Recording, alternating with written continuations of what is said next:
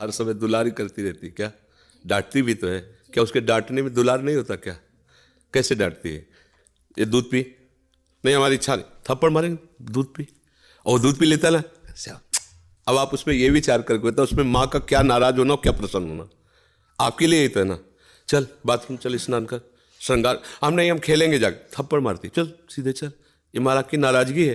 वो बच्चा समझ रहा है नाराजगी नहीं। अपार करुणा सिंधु भगवान, हम नरक में गिरने जा रहे हैं, वो हमको घसीटते हैं।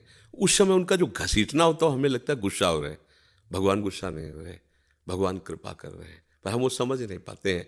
तो जैसे माँ, अच्छा आप हाथ छोड़ा के भाग जाओ, माँ कहेगी जा मर जा जाके, ऐसे कहेगी, हमने सुना है। नहीं मानता ना, मर जाके, तेरे को जो मन में आए सो कर जाके। अब उससे पूछो तो कि वो माँ बच्चे को मरने का श्राप दे रहे क्या? नहीं नहीं, अगर वो दौड़ लगाया और गिर गया तो दौड़ के जाके उठाएगी, और वो उसका एक प्रेम भरा शब्द है जिसमें कर्कशता दिखाई दे रही पर है नहीं। ऐसे ही भगवान है। अनंत माताओं में जो वात्सल्य है वो हमारे भगवान के एक बिंदु से है, वो वात्सल्य सिंधु है। सोचो जब एक माता अपने बच्चे का अहित नहीं कर सकती तो अनंत माताओं जैसा प्यार लिए हम सच्चे उनके संतान हैं।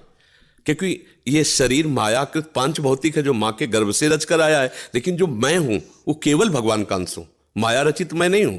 जो अंश है मैं तत्व वो श्री कृष्ण का अंश है, सीधे श्री कृष्ण का अंश है, और है ये भी सब श्री कृष्ण से ही, पर ये माया में रूपांतरित होकर पंचभूतों के द्वारा निर्मित है। ये मेरा स्वरूप नहीं है, जो मेरा स्वरूप है वो श्री कृष्ण का अंश है। तो मेरे सच्चे वात्सल्य समुद्र तो प्रभु ही है ना, पर हम प्रभु को जान नहीं पा रहे, अपनापन नहीं कर पा रहे, तो हमें लगता है प्रभु हम पे गुस्सा हो रहे हैं ना। अगर तुम्हें ऐसा कहीं लगता है कि प्रभु गुस्सा भी हो रहे हैं, कब लगता है? जब हमारी मानी हुई कामना में बाधा पड़ती है, वो पूर्ण नहीं होती, तो हमें लगता है मेरे भगवान नाराज हैं क्या? क्योंकि अगर नाराज ना होते तो उन सर्वशक्तिमान को ये बात पूरी करने में क्या घाटा था, उन्होंने क्यों पूरा नहीं किया? इसका मतलब नाराज नहीं, ऐसी बात नहीं है।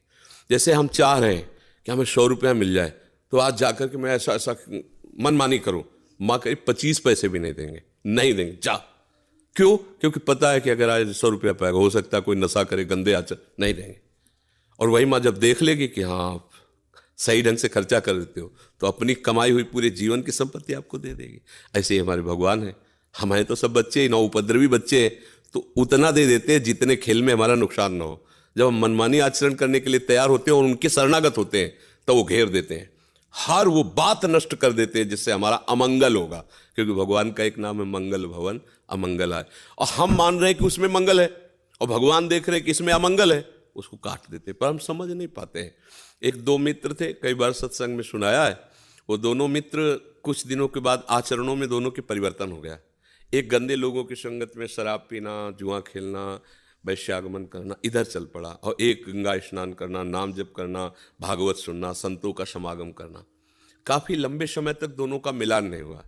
एक दिन वो पास से निकल रहा था जो व्यभिचार मार्ग में चला गया, और वो आ रहे थे गंगा नहा के नाम जप करते हुए। तो खजूर होता है ना, खजूर का बड़ा कांटा होता है, गंगा नहाने वाले के खजूर का कांटा, वो एकदम चीख के बैठ, वो नज़दीक गया, सूट बूट पहने बाबूजी की तरह, बोला क्या मिला तेरे को? गंगा नहा रहा है, नाम जप कर रहा है, धर्म से चल रहा है, देख सैकड़ों फ्रेंड ने हमारे मौज मस्ती से जीवन कट रहा है, देख मेरे को ऐसे।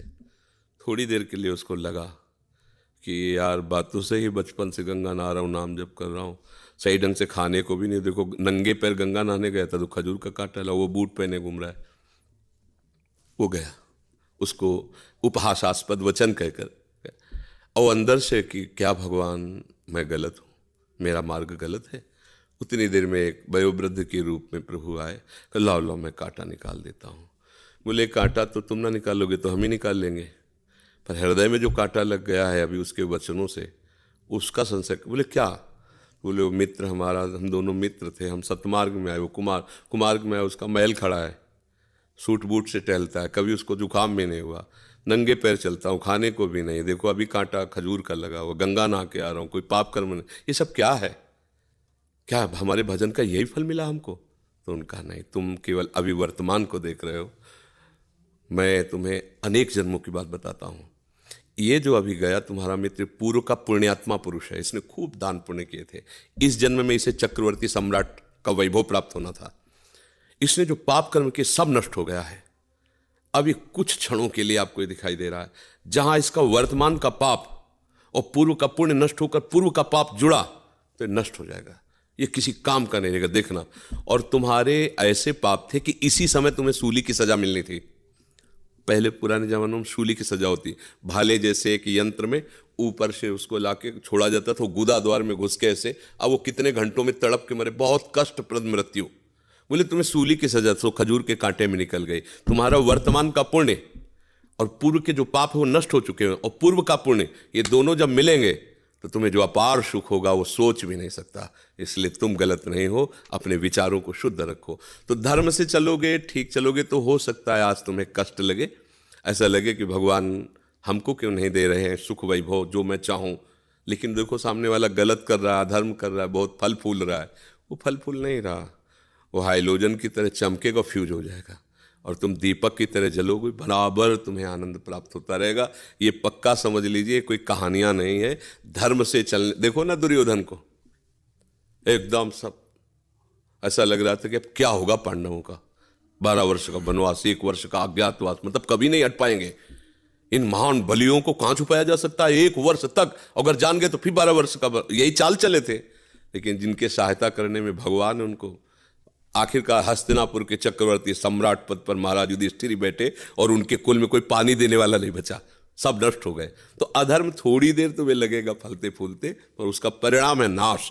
धर्म थोड़ी देर लड़खड़ाते नजर आएगा, लेकिन उसका परिणाम है लक्ष्य पर पहुंच जाना। इसलिए अधर्म की तरफ गति मत बढ़ाओ, वर्तमान में बढ़ने की, उन्नति की बात मत देखो, भविष्य को देखो, तुम्हारा भविष्य मंगलमय होगा। बुद्धिमान पुरुष, विवेकी पुरुष भविष्य को देखते हैं, और जो मूर्ख होता है वो अभी को देखता है, अभी खाओ, अभी मौज लो, लेकिन आगे। बुद्धिमान अभी हम खा रहे हैं, मौज ले रहे हैं, लेकिन आगे क्या होगा, इसका परिणाम क्या होगा। जो विवेकी वो परिणाम देखता है, जो अविवेकी वर्तमान में। तो इसलिए सावधान रहो, भगवान का आश्रय लो, और ये कभी मत सोचो कि भगवान नाराज होते हैं। वो जो भी प्रतिकूलता देते हैं हमारे मंगल के लिए देते हैं, हम समझ नहीं पाते।